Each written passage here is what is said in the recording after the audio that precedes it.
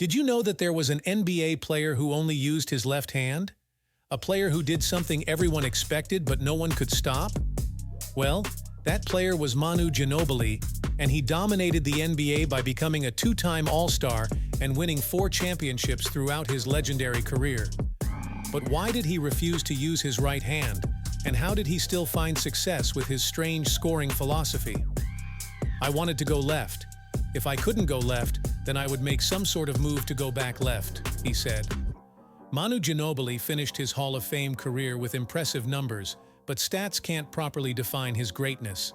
He'll be remembered as the eccentric hooper with magical moves who helped bring the Euro step to the NBA, even though he's Argentinian. A pivotal part of the San Antonio Spurs' Big Three. Most notoriously, we know Manu as arguably the greatest sixth man in NBA history. But before we knew Manu as just Manu, he was Emmanuel Ginobili, a mostly unknown international prospect with a long shot of succeeding in the NBA, a hooper who didn't appear fit for the league, a guy who was, in Popovich's eyes, uncoachable. Let's meet these versions of Manu Ginobili in the Prism. It ain't the best look for a draftee when Tim Duncan, the franchise star on a championship team, has no clue who you are. Not for lack of effort, just genuine confusion about your existence. Those were Timmy's thoughts when the Spurs selected Emmanuel Ginobili with the second-to-last pick in the 1999 draft.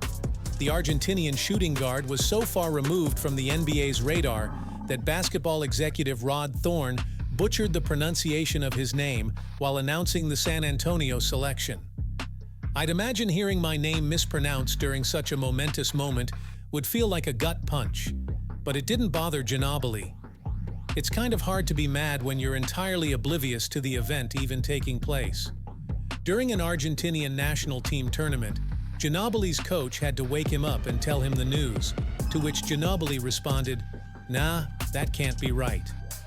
As a youngin' hooping for a squad in Italy's second division, Ginobili was shocked. ESPN, the worldwide leader in sports, gave San Antonio a D for their draft grade, mainly because they didn't travel said world to scout Ginobili. Neither Timmy, ESPN, nor Ginobili thought he was ready for the league. You can add Spurs assistant general manager R.C. Buford to that list as well. After winning the ship in 1999, San Antonio wanted to keep their roster intact without spending more bread, aiming to pick a player in the draft who wouldn't make the team immediately. Buford desired international players he could stash overseas, and Ginobili was his guy. He actually first discovered Ginobili by accident, seeing him compete in the '97 World Tourney. Intrigued by his raw potential, Buford compared watching Ginobili play to a crazed horse just out there doing outlandish shit. After spending 3 successful seasons rising the ranks in the Italian League and adding hardware along the way, the Spurs brought Ginobili stateside in 2002. As a 25-year-old, Ginobili joined a team that already had a strong core in place, but despite being an accomplished international star, journalists still questioned how successful he could be. International players were typically stereotyped as either being too soft or not athletic enough to survive in the NBA. Buford was even doubtful of how Ginobili would turn out, and he was the ultimate decision-maker that brought him to San Antonio. Ginobili's new teammates were skeptical as well. Just listen to Timmy describe his excitement about the team's new additions heading into the 2003 season. "I'm anxious to see what the guys we've added can do. Manu Ginobili, supposedly he's a great find. He's the best player in Europe, supposedly. It's not the greatest sign of confidence when the reigning MVP doubles down on you supposedly being the best international player." The entire Spurs squad had the same energy for Ginobili.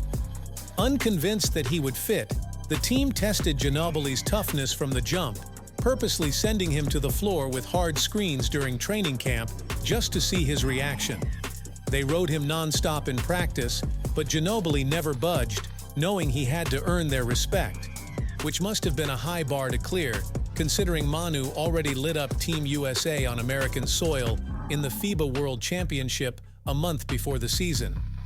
As a big left-handed guard, Manu's unconventional playing style threw off U.S. defenders as he slithered his way through driving lanes, able to draw fouls, knock down outside shots early in the shot clock, and toss circus passes. Ginobili's unique skill set and acrobatic-like movement confused opponents. But he struggled early in his rookie season.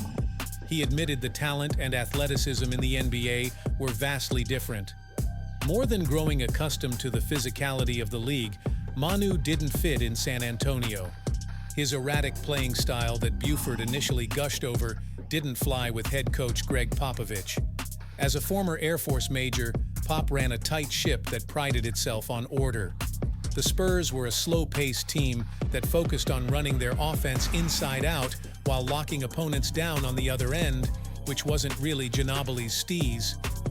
He jacked up threes early in the shot clock, nutmegged defenders, tossed passes the length of the floor, and gambled for steals on defense. All things that infuriated Pop. I mean, Timmy's nickname was the Big Fundamental, and his signature move was a bank shot. So watching Ginobili play an unhinged style of ball surely annoyed the shit out of Pop. His frustrations grew to a point where he confided in assistants that Ginobili wasn't coachable. Instead of telling Ginobili that straight to his face, coaches just tossed him in the corner during practice, telling him to shoot the ball only if Duncan passed it to him. Ginobili wanted to take the world by storm his first year, and chilling in a corner barely got him past the Riverwalk in San Antonio. But Manu was just as hard-headed as his coach and constantly tested Pop come game time.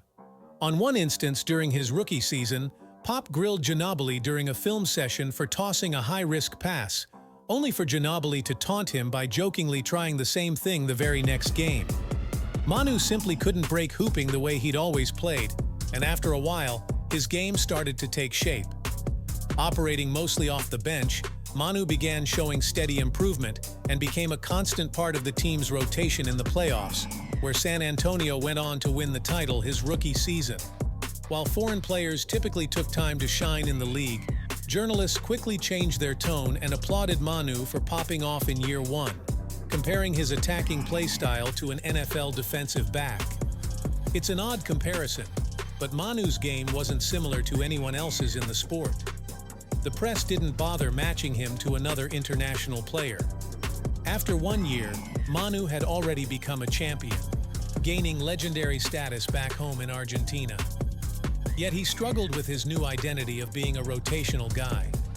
Manu knew it was wishful thinking to hit the NBA and be an immediate star, but after being the top dog internationally, getting knocked down to the bench hurt him a little bit. There is a reality in which we could have known Manu as a starter, for a completely different team at that. After starting nearly half the season his second year, Pop sent Manu back to the bench for unnecessarily trying to make splashy plays every time he hit the court. What Pop saw as inconsistent play, others saw as a potential franchise-altering star. Following the end of the 04 campaign, Manu entered the offseason as a restricted free agent, and the Utah Jazz were prepared to break the bank. They rolled out the red carpet, pitching Manu the idea of Utah returning to championship contention with him as the focal point. Manu liked the sound of that. He had hoped to stay in San Antonio, but understood the business of the game. The Spurs felt the same. Their top priority for the summer revolved around retaining Manu, and the two eventually agreed on a long-term deal. The timing couldn't have been better for San Antonio. Entering the 04-05 season, Manu came fresh off dropping buckets for his home country in the 2004 Olympics as Argentina won gold. The dude was primed to take that next leap to NBA stardom, and the Spurs finally gave him the green light. Manu worked his way back to the starting rotation, and look at that, he earned his first All-Star appearance. Oh yeah, the Spurs also went on to win the championship that season. As a starter for a title-winning team, Manu's star status could only ascend. You'd have to be a fool to put a player of his caliber on the bench. Oh shit, wait a second. I'm getting word that's exactly what the Spurs did. The team failed to repeat as champions the following year, and by the middle of the 06-07 season, it became clear to the entire organization that Manu would be better used as a reserve. There is only one ball, and the team found it difficult for Manu, Timmy, and Tony Parker to all get their touches when they shared the court. Plus, when they weren't on the floor, the offense fell apart. The coaching staff had slid Manu back into the six-man spot and enjoyed his spark off the bench. Manu running the show with the second unit allowed him to play freely without interference and kept him from wearing down, which was a legit concern. Manu didn't have an off switch and played with a non-stop competitive drive no matter the circumstance. Coaches seriously worried his body would break down if he kept that pace in his minutes as a starter. The team considered approaching Parker about hitting the bench, but thought asking Manu had less potential of rocking the boat, which seems absurd. Asking a recent all-star in the prime of his career to ride the pine wasn't easy, and the guy that barked for him to change his playing style had to be the messenger. During the middle of the season, Pop pulled Manu to the side and essentially asked him, "Yo, you know that whole starter thing you always wanted to do and are currently thriving at? Well, we don't want you there anymore." Pop fully prepared to get shut down, but Manu agreed. He gave up his spot and found himself on the bench that season, and mainly for the remainder of his career. It's a decision that, as we know, led to an immense amount of success, helping Manu cement himself as arguably the greatest sixth man in NBA history, but it came with his sacrifices. It ain't like he wanted to be known as the reserve dude. Manu had always envisioned himself as the main guy, and he could have absolutely taken that route. The bag was out there for Manu to grab, and he easily had the opportunity to take on a larger role elsewhere that could have come with more glory. Instead, he put his ego to the side, knowing San Antonio had something special cooking, and chose a shot at rings over starting, which again, certainly worked out for him. After defeating the Miami Heat in the 2014 Finals, earning Manu his fourth NBA title, Pop and the rest of the Big Three reflected on how Manu essentially had to break Popovich down into finally trusting him. At some point in that first year or 2 years or third year or whatever it might have been, I said, "Why do you do that? Why? What are you?" He goes, "I am Manu. This is what I do." And from that day on, we pretty much let him do what he does, simply responding, "I am Manu." To finally get Pop to back down is an iconic response, but it's the most accurate explanation of who Manu was as a player. No one else replicated the same type of magic he brought to the court. He's just Manu. As much as he and Pop battled early on, San Antonio needed him as much as he needed them.